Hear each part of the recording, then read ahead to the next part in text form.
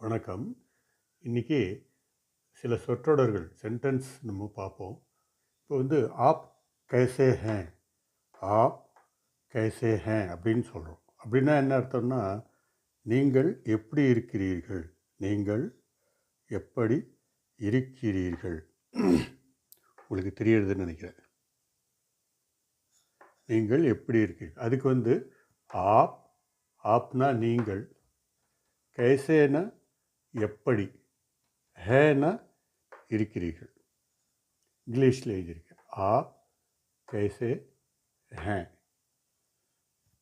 App கைசே ஹேன், நீங்கள் எப்படி இருக்கிறீர்கள்.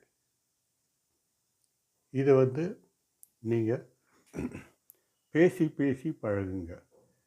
யாராவது தெரிஞ்சவங்ககிட்ட பேசுங்க.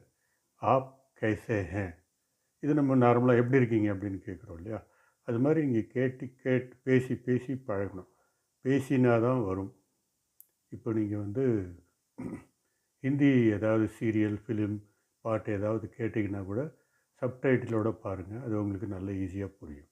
Okay, thank you. இப்போ அதுக்கு அடுத்த சென்டென்ஸ் பார்ப்போம். அதுக்கு பதில் ஆப் கைசே ஹேன்றதுக்கு மை டீக் ஹூ அப்படின்னு பதில் சொல்லுவாங்க. அவர் மை டீக் ஹூ, இது வந்து டீக்குன்னு சொல்லுவாங்க, அது டீக்குன்னு சொல்லுவாங்க, பேச்சு வாக்கில் டீக்குன்னு சொல்லுவாங்க, அப்படின்னு சொல்லலாம், தப்பு கிடையாது. மை டீக் ஹூ, மை டீக் ஹூ அப்படின்னு சொல்லுவாங்க. நான் நன்றாக இருக்கிறேன். மைன்னா நான், டீக்னா நன்றாக, ஹூன்னா இருக்கிறேன். சப் குச் டீக் ஹேனா எல்லாம் சரியாக இருக்குது. ஆப் டீக் ஹே கே அப்படின்னா நீங்கள் நல்லா இருக்கீங்களா, அது மாதிரி சொல்கிறது.